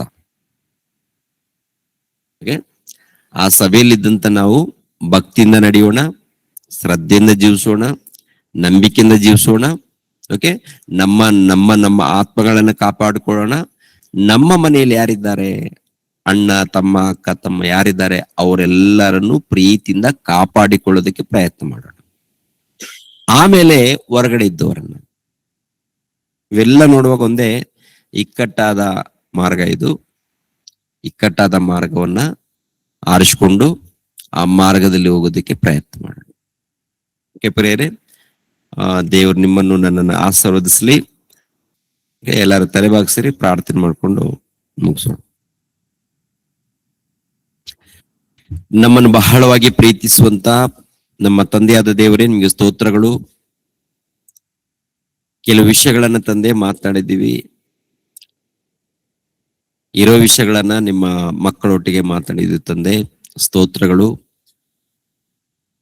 ಎಲ್ಲ ನಿಮ್ಮ ಮಕ್ಕಳನ್ನು ಆಶೀರ್ವದಿಸಿ, ಚಿಕ್ಕವರು, ಯುವಕರು, ಯುವತಿಯರು, ಅದೇ ರೀತಿಯಲ್ಲಿ ಹಿರಿಯರು ನಿಮ್ಮ ಮಕ್ಕಳಿದ್ದಾರೆ. ಎಲ್ಲರನ್ನೂ ನೀವು ನಡೆಸ್ತಾ ಇದ್ದೀರಾ, ಕಾಪಾಡ್ತಾ ಇದ್ದೀರಾ. ಕಷ್ಟಗಳು ಬಾಧೆಗಳು ಬಂದಾಗಲೂ ಕೂಡ ನೀವು ಜೊತೆಯಾಗಿದ್ದು ನಡೆಸ್ತಾ ಇದ್ದೀರಾ ತಂದೆ, ಸ್ತೋತ್ರಗಳು. ಎಲ್ಲರನ್ನು ಇನ್ನೂ ಹೆಚ್ಚಾಗಿ ಬಲಪಡಿಸಿ, ಯಾವುದೇ ಸಮಸ್ಯೆ ಇದ್ದರೂ ಕೂಡ ತಂದೆ ನಿಮ್ಮೊಂದು ಧ್ಯಾನದಲ್ಲಿ ಭಕ್ತಿಯಲ್ಲಿ ಜೀವಿಸುವಂತೆ ಸಹಾಯ ಮಾಡಿ. ಅನಾರೋಗ್ಯದಲ್ಲಿದ್ದಾಗಲೂ ಆರ್ಥಿಕ ಕಷ್ಟದಲ್ಲಿದ್ದಾಗಲೂ ತಂದೆ ನಿಮ್ಮ ಮಕ್ಕಳನ್ನ ಬಲಪಡಿಸಿ ತಂದೆ, ಇರೋ ಸಮಸ್ಯೆಗಳನ್ನ ತೆಗೆದುಹಾಕಿ ಒಳ್ಳೆ ಆರೋಗ್ಯವನ್ನು ಕೊಡಿ. ಅದೇ ರೀತಿಯಲ್ಲಿ ಆರ್ಥಿಕ ರೀತಿಯಲ್ಲಿ ಕೂಡ ಅಭಿವೃದ್ಧಿ ಮಾಡಿ, ಈ ಲೋಕದಲ್ಲಿ ಯಾವಾಗಲೂ ನಿಮ್ಮೊಂದು ಧ್ಯಾನದಲ್ಲಿ ಭಕ್ತಿಯಲ್ಲಿ ಜೀವಿಸುವಂತೆ, ಆತ್ಮಿಕವಾಗಿ ಬೆಳೆಯುವಂತೆ, ನಿಮ್ಮೊಂದು ಸೇವೆಯಲ್ಲಿ ಜೀವಿಸುವಂತೆ ಆಶೀರ್ವದಿಸಿ ತಂದೆ. ತಲೆಬಾಗಿಸಿರುವಂತ ಎಲ್ಲಾ ನಿಮ್ಮ ಮಕ್ಕಳನ್ನು ನಿಮ್ಮ ಕೃಪೆ ಮೂಲಕ ನಡೆಸಿ, ಯಾವಾಗಲೂ ನಿಮ್ಮ ಒಂದು ಧ್ಯಾನದಲ್ಲಿ ಇರುವಂತೆ ನಿಮ್ಮ ಮಕ್ಕಳನ್ನು ಆಶೀರ್ವದಿಸಿ ತಂದೆ. ಆಮೇಲೆ ಆರಾಧನೆ ಕಾರ್ಯಕ್ರಮದಲ್ಲಿ ಜೊತೆಯಾಗಿದ್ದು ನಡೆಸಿ ತಂದೆ. ಇನ್ನು ಈ ಕರ್ನಾಟಕದಲ್ಲಿ ತಂದೆ ಅನೇಕರು ಅಲ್ಲಲ್ಲಿ ನಿಮ್ಮ ಒಂದು ವಾಕ್ಯವನ್ನು ತಿಳಿದುಕೊಂಡು ನಿಮ್ಮ ಸಭೆಯಲ್ಲಿ ಸೇರಿಸಲ್ಪಟ್ಟು ಭಯ ಭಕ್ತಿಯಿಂದ ಜೀವಿಸಬೇಕು, ನಿತ್ಯ ಜೀವನ ಪಡಿಬೇಕು ಎಂಬ ಒಳ್ಳೆ ಆಲೋಚನೆಯಲ್ಲಿ ಇದ್ದಂತ ಮಕ್ಕಳಿದ್ದಾರೆ. ಎಲ್ಲಾ ಮಕ್ಕಳನ್ನು ಆಶೀರ್ವದಿಸಿ, ಎಲ್ಲರನ್ನು ಕನಿಕರಿಸಿ ಕಾಪಾಡಿ. ಈ ಕಾರ್ಯಕ್ರಮದಗೋಸ್ಕರ ಪ್ರಯಾಸ ಪಡುವಂತ ನಿಮ್ಮ ಮಗಳಿಗೋಸ್ಕರ ಪ್ರಾರ್ಥಿಸ್ತಾ ಇದ್ದೀನಿ, ರೇಖರ್ ಅವ್ರಿಗೋಸ್ಕರ. ಅದೇ ರೀತಿಯಲ್ಲಿ ದೀಕ್ಷಿತ್ಗೋಸ್ಕರ ತಂದೆ, ಮಕ್ಕಳನ್ನು ಬಲಪಡಿಸಿ ತಂದೆ. ಪ್ರತಿ ವಿಷಯದಲ್ಲಿ ಜೊತೆಯಾಗಿದ್ದು ನಡೆಸಿ. ಆರೋಗ್ಯದ ವಿಷಯದಲ್ಲಿ, ಆರ್ಥಿಕ ವಿಷಯದಲ್ಲಿ, ಆತ್ಮಿಕ ವಿಷಯದಲ್ಲಿ, ಪ್ರಾರ್ಥನೆ ವಿಷಯದಲ್ಲಿ, ಪ್ರತಿಯೊಂದು ವಿಷಯದಲ್ಲಿ ತಂದೆ ನೀವು ಜೊತೆಯಾಗಿದ್ದು ನಡೆಸಿ ಅಂತೇಳಿ ನಿಮ್ಮ ಬಳಿಯಲ್ಲಿ ವಿಜ್ಞಾಪನೆ ಮಾಡ್ತಾ ಇದ್ದೀವಿ. ಅದೇ ರೀತಿಯಲ್ಲಿ ಬಂದಿರುವಂತ ಎಲ್ಲಾ ಮಕ್ಕಳನ್ನು ಆಶೀರ್ವದಿಸಿ. ಮತ್ತೆ ಪ್ರತಿನಿತ್ಯ ಸಾಯಂಕಾಲ ಯುವಕರು ಗೂಗಲ್ ಮೀಟ್ ಅಲ್ಲಿ ವಾಕ್ಯಗಳನ್ನ ಹಂಚಿಕೊಳ್ತಾ ಇದ್ದಾರೆ, ನಿಮ್ಮ ಮಾತುಗಳನ್ನು. ಆ ಮಕ್ಕಳನ್ನು ಬಲಪಡಿಸಿ, ಎಳೆ ಮಕ್ಕಳು ತಂದೆ ಇನ್ನು ಹೆಚ್ಚಾಗಿ ನಿಮ್ಮ ಜ್ಞಾನದಲ್ಲಿ ಬೆಳೆಯುವಂತೆ ಆಶೀರ್ವದಿಸಿ. ಈ ಕರ್ನಾಟಕದಲ್ಲಿ ಒಂದು ಜವಾಬ್ದಾರಿ ಕೊಟ್ಟಿದ್ದೀರ ತಂದೆ, ಅದನ್ನ ಅರ್ಥ ಮಾಡಿಕೊಂಡು ಯಥಾರ್ಥವಾಗಿ ಜೀವಿಸುವಂತೆ ನಮ್ಮೆಲ್ಲರಿಗೂ ಸಹಾಯ ಮಾಡಿ. ಅದೇ ರೀತಿಯಲ್ಲಿ ನಿಮ್ಮ ಮಗನಾಗಿರುವಂತ ಮನೋಜ್ ಕುಮಾರ್ಗೋಸ್ಕರ, ಅವರ ತಂದೆ ತಾಯಿಗಳಿಗೋಸ್ಕರನು ಪ್ರಾರ್ಥಿಸ್ತಾ ಇದ್ದೀನಿ ತಂದೆ. ಇನ್ನು ಹೆಚ್ಚಾಗಿ ನಿಮ್ಮ ಸೇವೆ ಮಾಡುವಂತೆ, ನಿಮ್ಮ ಕೆಲಸದಲ್ಲಿ ಇರುವಂತೆ ಮಗನನ್ನು ಆಶೀರ್ವದಿಸಿ. ಪ್ರತಿ ದಿನಾಲೂ ಒಬ್ಬೊಬ್ಬರು ಒಂದೊಂದು ವಾಕ್ಯವನ್ನು ಕೊಡುವಂತ ಮಕ್ಕಳು ತಂದೆ, ಅವರೆಲ್ಲರನ್ನು ಕನಿಕರಿಸಿ ಎಲ್ಲರ ಮನೆಗಳಲ್ಲಿ ನೆಮ್ಮದಿ, ಶಾಂತಿ, ಸಮಾಧಾನವನ್ನು ದಯಪಾಲಿಸಿ. ಪ್ರತಿಯೊಬ್ಬರು ಯುವಕರು, ಯುವತಿಯರು ಸಿದ್ಧರಾಗಿ, ಒಳ್ಳೆ ಬೋಧಕರಾಗಿ, ಒಳ್ಳೆ ಸೇವಕರಾಗಿ ಜೀವಿಸುವಂತೆ ಎಲ್ಲರನ್ನು ಆಶೀರ್ವದಿಸಿ ಸಹಾಯ ಮಾಡಿ. ಇವತ್ತು ನಡೆಯುವಂತ ಕಾರ್ಯಕ್ರಮದಲ್ಲಿ ಕೂಡ ಜೊತೆಯಾಗಿದ್ದು ನಡೆಸಿ ತಂದೆ. ಯೇಸು ಪವಿತ್ರ ನಾಮದಲ್ಲಿ ಬೇಡಿ ಹೊಂದಿದೆಯಪ್ಪ ತಂದೆಯೇ, ಆಮೇನ್. ನಮ್ಮ ತಂದೆಯಾದ ದೇವರ ಪ್ರೀತಿಯು, ನಮ್ಮ ರಕ್ಷಕನಾದ ಯೇಸು ಕ್ರಿಸ್ತರ ಕೃಪೆಯು, ಪವಿತ್ರ ಆತ್ಮರ ಅನ್ಯೋನ್ಯ ಸಹವಾಸವು ಸದಾಕಾಲ ದೇವರು ಜೊತೆಯಾಗಿದ್ದು ನಡೆಸಲಿ. ಆಮೇನ್. ಎಲ್ಲರಿಗೂ ವಂದನೆಗಳು.